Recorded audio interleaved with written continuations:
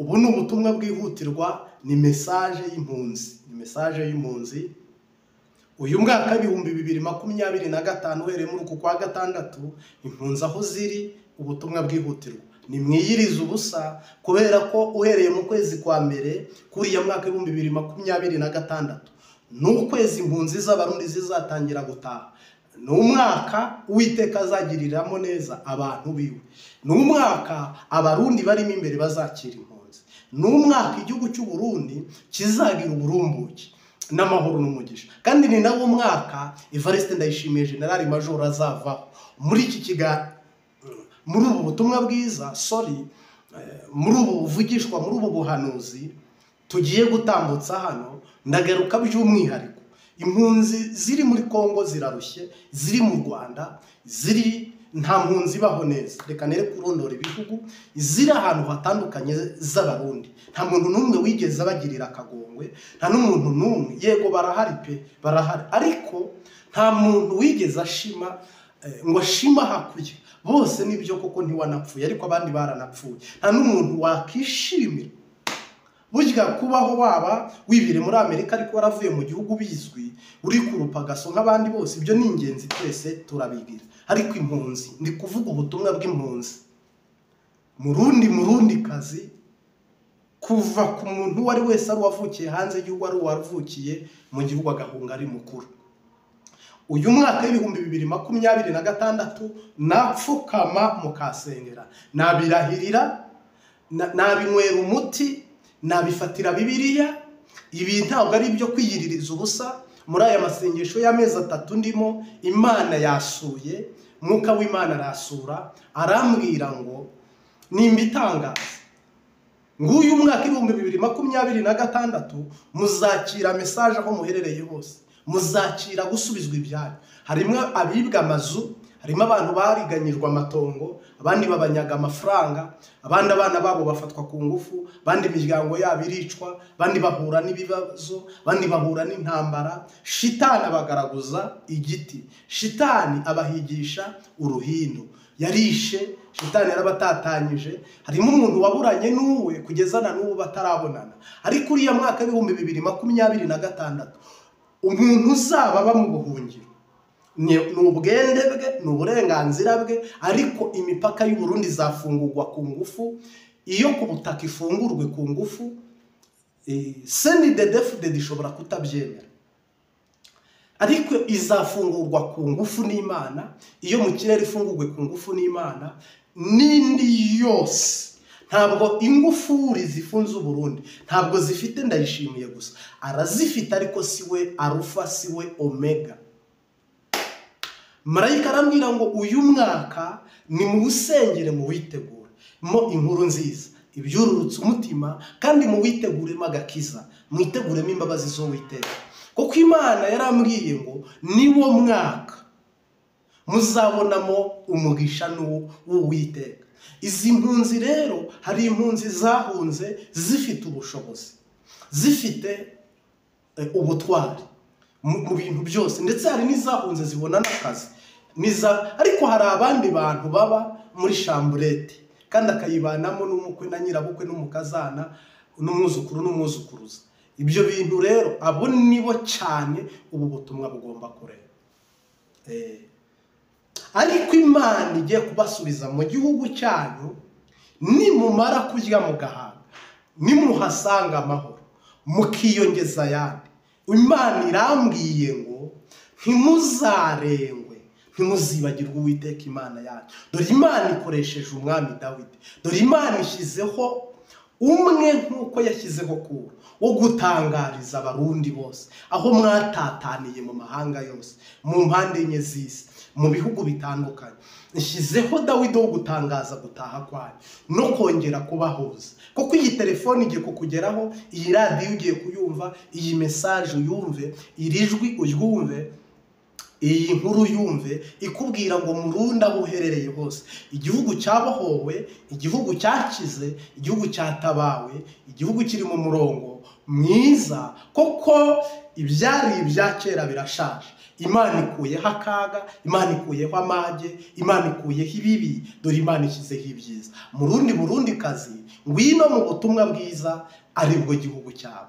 Ngwino unywa amata, Imana idukamiye. Imana muzi ko buno inka irabyara mu mpera z'uyu mwaka. Iyi nka yitwa Burundi, buno irerera rata, irerera ndakongoreye. Bibiliya ivuga ngo abo nkunda mbibira akabanga. Irerera igiye kubyara maze umwana w'umurundi, umukobwa n'umuhungu, umukama akame yinikize. Mu ijuru iwacu zirakamwa, ayiwe mu ijuru iwacu zirakamwa, amata y'umwuka wera. Hari inka igiye gukamirwa abarundi, abagwaye bwake, abafite ibibazo by'imitekerereze, abantu barushye. Mugiye kunywa amata, poya face visage yawe igiye kongera icye ko kuzaba uri kunywa amata y'igihugu cyawe. Yego, hari umukipfureze, hari ibyatsi byitwa umukipfu. Uyu munsi uhoraho yavugiye mu migani ko ari ubutumwa bw'umwihariko, cyangwa se ari ubuhanuzi bw'umwihariko. Urambwe ngo umukipfureze ni ibyatsi inzuki zihova amezi 3 zigahita zire mu buki bukaba burarangiye. Rero hari inzuki zigiye guhakurwa kandi zitajyana. Bunizo muri guhakura zabamaze, mwarabyimbiwe, mwarabyimbaganye. Koko muri guhakura nta buki, abasangiye ubusa bitana ibisambo. Koko nta mugisha urimo, si igihe cy'umweru. Ariko Imana yahagitse umuzinga, Uburundi bwose buzajya bukozamo, buri murundi wese agakozamo akajya ubuki. Uwo mutiba cyangwa se icyo kima, sinzi uko hariya mu Kirundi tukita, ariko ngira ngo urabyumva mu rurimi mbivuzemo, urantunga. Ngira ngo rero uyu mwaka turi, haleluya, uyu mwaka turimo mu kwa 12 rata, mugiye namwe kubona uhoraho, mugiye kubona ubwami bw'Imana, mugiye kubona muhakura, muri kurya ubuki ndetse n'amata. Bwa buhanuzi tumaze igihe duhanura, muzi ko ari nza. Oya gisinkunda ibintu byo muri nza, ntukiratana ibyejo. Ibyo bintu Imana yazana abantu bari kurira ya marira, ikazabizana mu kazoza. Ibyo bintu by'ahazaza, ibyo ni ibya banefu. Ubu bavuga ngo 2050 akazoza, 2030 akazoza. Oya, uhoraho arinze jya nkoresha ikintu, arinze anyuramo icyo kintu. Nanjye niyo mpamvu ntari no kurambirwa, ntari no gucika intege, nuko nabonye ko ibintu biri hafi, ibintu birabegereye, umugisha wanyu uri hafi, umugisha wabegereye. Yego rata, nagira ngo kubwire rero ko ubuki buzabavura indwara zose mwari mwarahumanyijwe, mwari mwaranuye. Kandi koko nta mpunzi yigeze igira ubuzima bwiza n'itari impunzi yasigaye mu gihugu. Koko hari ukuntu igihugu Isiraheli yajyaga irwana ngo abafite imbaraga bose bakabanyaga, noneho abasigaye mu gihugu bakaba ari abantu badashoboye. Mu rurimi nyandagazi cyangwa mu rurimi rubi, mu mvugo nyandagazi itari nziza, Bibiliya iravuga ngo abasigaraga mu gihugu babaga ari abantu badashoboye, ibimuga, ibirema, ibipfamatwi, impumyi. Abo nibo basigaraga mu gihugu. Ariko abandi bose bashoboye babajyanaga aho iminyago, ngo bakabajyana i Babuloni cyane ahandi, ari naho haha bari kurwanira. Ngira ngo uyu munsi wa none rero harimo abantu bahuriyemo n'uburwayi, bamutwarira inzu, bamwiba amahera, bamwiba amafaranga. Uri mu mpimba, uri mu bitaro, ukeneye mu gihugu. Abasigayemo bafite ikibazo gikomeye, n'abasohotse igihugu bafite ikindi kibazo gikomeye. Ibyo bibazo uko ari bibiri, Mose wo kubarokora, Mose uje gucyura Abisiraheli akabakura mu bunyage, ahantu abarundi bari kubumbira amatafari mu kubitwa ibiboko byitwa ubuzima. Muri Tanzania ho mubabarizwa, njya mbona abantu bakubitwa mu birenge babacuritse. Muri Kenya n'ahandi hatandukanye muri kugenda nta byangombwa. Nanjye hari abampamagara, n'ubu ejo hari uwo twavuganye umaze icyumweru mu nzu, ngo nimushakire ubutabazi kandi ari gukoreshwa imirimo y'agahato. Umva ubutumwa mbazaniye, ubutumwa mbazaniye. Ari abasigaye bararushye, ari abasohotse bararushye, kuko umwanzi yabashwiragije akabanyaga umugisha, akabateza akaga n'akangare, akababuragiza, akabarindagiza. ubutumwa nkuzaniye, izo ndwara zose, ibyo bibazo byose, umuti n'umwe, umuti n'umwe, umuti n'umwe. Hahirwa abizera, hahirwa abemera, kandi ngo hahirwa abizera Uwiteka, ngo bamara Uwiteka akababera ubuhungiro. Yesu Kristo nashimwe cyane. Niyo mpamvu muri uyu murongo, niyo mpamvu muri iyi nzira, niyo mpamvu muri ubu butumwa, niyo mpamvu muri ubu buhanuzi, ndagaruka mbwire aba bantu bagiye bakora ibikorwa byiza, bagaburiye impunzi mukazitaho. Impunzi yakugeraho icukuye ikijumba ukayibabarira, impunzi yakugeraho yibye ikirayi ukayibabarira mu bihugu duturanye, cyangwa se impunzi yaca igisheke ariko kikubwira ko ari impunzi, ukamubabarira. Kera nkiri umwana mu by'agakiza, Imana yajyaga itubwira ngo mwana wanjye, nzakutambagiza amahanga, uzajya i Yudaya, uzajya i Samariya. No, iryo sezerano Mwuka w'Imana nzamo. Hari impunzi z'abakongomani zaje kera, noneho nahura nazo ziri gusabiriza, twari tugikoresha ibingorongoro, nkahita afata ikingorongoro kimwe cy'icumi cya senkani cya veni. Nta muntu nigezemo inote ya 500 mu mpunzi, oya. Ubushobozi nari ndiho, nari ifite imyaka mikeya yo muri primaire, ariko namuhaga igiceri cya veni nkamubwira ngo akira. Ya mpunzi isabiriza, nzisanze nko muri gare, abantu batuye mu majyepfo murabizi, ariko nkahita mbwira Uwiteka mu mutima, ni nanjye nimba ndi mu mahanga, uzibuke uyu muntu mpaye ni umunyamahanga, nanjye uzampe. Yego, haleluya, ndabyibutse. Nakata hirya nabona mu rugo babana basabiriza b'impunzi batorotse inkambi, nkabyiba mama nkabahereza, ariko naza gusenga mu ijoro wa wundi nkamwihorera akagenda. Nkabwira Uhoraho nti Uwite, wibuke kuri muntu nagaburiye ni umunyamahanga, agenda mu gihugu nta kibazo gifite, kandi ko ku Rwanda nta kibazo dufite. Nkandikisha, mwibuke nanone abantu twabanye Bujumbura, nigeze ntoragura abana mwibarabara, nkamuzana muri dushe y'amakaro, agakaraba amazi yo hejuru meza, nkamukura ku kirato nkamugeza ku mwenda wa nyuma, iy'imbere n'iy'inyuma nkamuhereza mishasha. Narangiza nkarajya gusenga nkabwire Uhoraho ni nambitse umuntu wawe, ariko nanjye nkeneye kunyambika, kandi uko wizeye bikubera. Rero marayika arambwira ngo hari abantu bagaburiye impunzi, hari abantu bambitse impunzi, hari abantu bagiriye imbabazi impunzi. Tutirengagije ko hari abantu bafite umutima w'inyamaswa, babonye abantu bitwa impunzi barabica, bandi barabakubita, bandi barabafunga. Nawe ugize ibyago akebugezemo, hari igihe akagererwamo muratenyenya, muritonda aba bantu Imana iba yaretse bagasanzara kuriya. Mujye mumenya ko hari igihe haba hari mu mugambi w'Imana, mujye mwitondera impunzi. Bibiliya yivuze ku mpunzi iravuga ngo nuko ngo Babuloni nzaguhana, ngo abasaza ni wabagiriye impuhwe, wakubitaga mu ruhara ngo ukabababaza. N'uyu musa none rero ubutumwa narinzanye, wowe wagaburiye impunzi, n'ubu ukizigaburira, wewe wita ku mpunzi, ufite umutima wo gufasha. Impera yawe nushaka urisengera ijoro, nushaka uririmbira ijoro, nushaka usabira ijoro, nushaka uhendahendera ijoro, Uhoraho aje kuguhera ubuntu. Ndi kuvugana n'Imana ngo mbikubwire, aje kuguhera ubuntu niba hari umurimo mwiza wakoze. Izo mbabazi wagiriye impunzi utazi cyangwa uzi, cyangwa ariko ukumva gutaka kw'impunzi. Impunzi, ingenzi, inyambukira, aba bantu babazengurukamo babasaba ubuzima, bo babuze, babasaba amahoro, bo badafite, babasaba ubushobozi, bo bimwe. Nagira ngo nkubwire ko Imana ije kubibahembera. Yego, haleluya, haleluya. Muririmbyi yaravuze ngo jya wumvira umwuka w'izurukundo, ntasoni uzagira ubona Yesu, uranira Imana ubudasiba, uhora uyisenga kandi yumvire, ubana n'abayo ufashe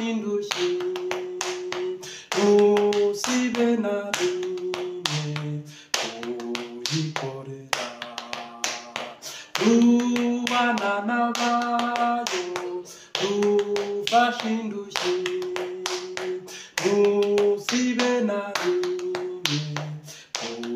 kuyikorera. Ni ubutumwa bwiza, ni urukundo, ni ukwamamaza ubwami bw'Imana. Marayika arambwira ngo umwaka w'ibihumbi 2026 uhereye mu kwezi kwa mbere impunzi zizataha, ntabwo mwese muzatahira rimwe. Imana yarambwiye ngo muzataha mu byiciro. Imana irambwira ngo kandi usenga senge muri uyu mwaka turimo, uwiyandikisha muri uyu mwaka turimo, uwitegura yitegure muri uyu mwaka turimo. Kandi Imana mu butumwa irambwira ngo nintangariza abantu, nimbwira abantu ko uwanyazwe isambu azayisubizwa, uwo bibye itongo azarisubizwa. Kandi nintangariza abantu ko uhoraho azabashumbusha ibiruta cyane ibyo mwanyazwe. Kandi marayika arambwira ngo ninze mbitangaze ku migabane yose mu mpande enye z'isi ko gutaha kwegereje, mukwiye kwitegura, mugahambira amahamba, mugasubizwa mu gihugu cyanyu, koko umucunguzi wanyu yamaze kuhagera. Buno Musa uza kubatora, Musa uza kubakura mu buretwa, aho muri kubumba amatafari, aho muri kubabarizwa. Uyu Mose wanyu, ngewe ndumwe meze nka Arume, ngewe ndumwe meze nka ya Arume. Hari ibintu Abisiraheli bagira n'ibindi bihugu biteye imbere by'ubudohira cyangwa se vuvuzera zizi kurangurura cyane, zivuga ngo hari ikintu kigiye kuba. Ndi mikrofoni y'Imana ku matwi yawe no ku mutima wawe. Yesu ampaye ubutumwa ngo mbukuzanire. 2026 Evariste Ndayishimiye hari ukuboko kuri bumukureho, koko we yanze kumvira Imana. Kandi uku kuboko kugiye kwimika uku kwezi turakuvuga n'umunsi tuvuge n'itariki. None se wagize ngo twihenze, wagize ngo se twayobye? Ahubwo ibyo dutangaza n'iby'Imana yatubwiye, n'ibyo uhoraho yaduhishuriye, ni ubutumwa Imana yaduhaye. Ndayishimiye, manda ye yararangiye. Ino minsi arimo ni ya nyongezo Imana izikabwira umuntu ngo ese hari gahunda ufite yo kwihana, ese koko urakomeje. Ibi ni bya bindi ageze mu mayira. Ndayishimiye ageze mu mayira 3 cyangwa mu mayira 5 cyangwa muri ropo. Yabuze ubujya Igitega, buri bujya Marambya, buri bujya Mwara, buri bujya Karusi. Yahagaze muri rompo we ategereje umuntu wahamukura. Hano ari muri negociation n'Imana. Kandi uko nkubwiye niko kuri mu mutima we hamaze kwiyandikamo rompo we. Ubahagaze ahantu ho kuvuga ngo ese ndakirekura, ndagiha ntuzo uyu nguyu reverend kuri yo, ese nzo yengeze indi manda, ese ninde wundi, nta wundi bari kubona uri hafi bagiha, ese ninde muntu tuzagiha kugira ngo CNDD-FDD bandanye. Ubu butumwa nkuzaniye ni umwihariko ku mpunzi burihutirwa, ni umwihariko ku bintu bigiye kuba muri uyu mwaka ndetse n'uriya mwaka 2026. Uyu ni umwaka wo gusenga no kwitegura. Bibiliya iravuga ngo abo nkunda nta kizaba nta kibabwiye, kandi nzabibira akabanga abasabye intore zisaba ku manywa na nijoro. 2026 ni umwaka Abarundi amabuye yo kujya mu mushingi, kamyo zarayahatuye, amapoto arashinze n'insinga zirimo kunyuza mu muyaga nkuba. Ibyo bintu birashinze. Mufashe umwuka wera abigisha imigani, kuko ubu nyine turi guhanura, kandi uteze amatwi wese Imana imuhe umugisha, iguhe umugisha. Rero nta kigeragezo kitagira iherezo, kandi nta gahora gahanze. Ubu tuvugana marayika agiye kuzenguruka kuri buri murundi wese. Nutazumva iki kiganiro, nutazumva ubu butumwa bwiza ngiyewe mvuze, Imana ibumaye ngo mutangaze. Kristo aziyeranja afite 7,000 bitapfukamiye Bayali, hari abari gusenga, Yesu ari kubasura mu nzozi, Yesu ari kubasura mu ijambo, Yesu ari kubasura mu ndi. Nta kinyoma kiriho, abantu bari kwerekwa, abantu bari kurota mwatashye, abafite ubuvugishwa mwagiye kubaka igihugu cyanyu. Nta kinyoma kirimo.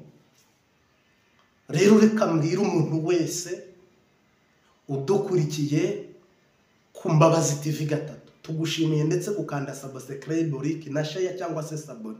Umwami aguha umugisha. Inshuti nziza yakadasohoka, turagusengera ngo guma ku birindiro, mugume ku gicana. Iyi migisha y'Imana turayumva mu mwuka. Guma ku birindiro, mugume ku gicaniro. Iyi migisha y'Imana turayumva mu mwuka. Abana b'Imana n'abama bayisenga, abana b'Imana n'abama bayisenga. Ayiye turahiriwe, iye turahiriwe. Nuko Uhoraho abwira Moridekayi ibyo yari yarasezeraniwe byose. Imana itegeka Ahasuwerusi kubyuzuza no kubikora. Itegeko rivuye mu ijuru ni iritegeka Ahasuwerusi ku buzima bwawe. Itegeko rituruka ku Mana Data wa twese, Nyiringabo Imana. Ni iritegeka ko aho wasebeye, aho wasuzuguriwe, aho wambariye ibicoce, aho wangiwe, aho byagoraniye, niho Imana igiye kuguhera umugisha. Niho Data agiye kwiyubahishiriza. Tekeshe nzererererebo. Ngo nuko Moridekayi washinze igiti cya metero 50 ngo abameho, witwa Moridekayi, Hamani niwe wari wagishinze, ngo abari gukimanikwaho rata. Kandi umuntu witwa Esther, ubwo yari yiyahuye, yasanze ariko gukira kwaho. Kuko yari amaze kuvuga ngo iminsi 30 irarangiye, umwami atazi iwanjye, ataza mu rugo rwe, atantahira. Ngo ariko uyu munsi Uhoraho Imana, umwami Imana isumba byose, nigirije ubusa iminsi 3. Itegeko rinyemerera kwicwa, ariko ndajyana nawe. Ngo ahubwo ahageze baramubwira ngo ese igihugu tukigabane. Ya neza nababwiraga, Irani y'ubu ariyo yari ubuperesi bwa kera yagiriye Isiraheli. Aba bantu bagiriye neza Esiteri, bagirira neza Daniel, bagirira neza Saduraka na Abedenego. Aba bantu bafite igikorwa cyiza bakoreye Abayahudi. Nibyo nimungisha impaka. Ariko mu gikorwa cyiza bakoreye Abayahudi, n'Imana yakibakoresheje. Kandi niba Imana igukoresheje ibyiza, iri pare kwigukunda rwose. Uwikoresha ibibi niwe ufite ikibazo gikomeye cyane. Ni nayo mpamvu rero uyu munsi wa none Abayahudi mufite ideni murifitiye Irani. Nubwo muri kuyicira, muri kugisambura, muyifitiye ideni kandi mugomba kwishyura. Yego, wowe tugendanye muri aya mezi 3, we turi kumwe muri aya mezi 3, ese wizeye imirimo n'ibitangaza? Ese wizeye gutambagizwa umurwa? Ese wizeye ko nawe ugiye guhabwa ijambo aho waryimwe? Ese uzi ko iminsi umwami amaze atagusura, iminsi Uhoraho amaze atagera iwawe, ibintu byawe byarapfapfanye, ibintu byawe byararindagiye? Hari abandi bari nk'undwakazwa, hari abandi rwose bari bitaweho, ariko Imana ivuye mu gacerere. Ubuntu bw'Imana buvuye aho bwari buri. Ineza y'Imana rero yanyuze muri Ahasuwerusi, yibuka Esther ko nawe ari umugore nk'abandi, ko nawe ari umubyeyi nk'abandi, na nyina wundi yabyara umuhungu kameme, of course. Yibuka ko nawe ari umubyeyi nk'abandi, itarobanura ku butoni ngo ishyiraho itegeko, ishyiraho n'itangazo. Iyi Mana y'Abayahudi ariyo Mana yanjye, ariko ihagurukana ubutwari n'ubutore, ibintu bihita bisubirwamo. Ijoro ryari ryo kubambwa, ijoro ryari ryo gutsemba Abayuda, ijoro ryari ryo kwambara ubusa kwa Moridekayi, ijoro ryari ryo guseba kwa Moridekayi no gukogwa n'isoni. Ngo Imana ibivunjamo imigisha mu Bayuda, bihorera abanzi babo. Erega nabwo tuzapfa gupfa, nubwo hari abifuza ko wapfa. urupfu ntabwo rwabuza abo rwica, ikindi ntabwo urufitiye idene, igihe kizagera nawe utahe usange sogokuruza Aburahamu. Ibyo gukenyuka ntabwo bikiriho. Yego, reka rero dusenga n'Imana. Turagushimiye Mwami Yesu, watangiranye natwe kandi usozanyije natwe, uhaye umugisha bene data dutangirana amateraniro tukanayasozanya. Ndagushimiye umwigisha n'umwigishwa kuba mu ruhande rwacu. Iyi nkuru twari turi gusoma ya Moridekayi na Esiteri benshi barayizi. Haleluya. Ndasenze uyu mugongo w'ifarashi mwene data wicareho, ndasenze uyu murwa bawumutambagizemo, ndasenze umwami yibuke mwene data ko nawe yavukiye 9 nk'abandi. Ndasenze Mwami Yesu iki giti, uru rupfu, ibi byobo ibisibe bimanurwe, natwe duhabwe umugisha na data n'umwami Yesu n'umwuka wera. Haleluya.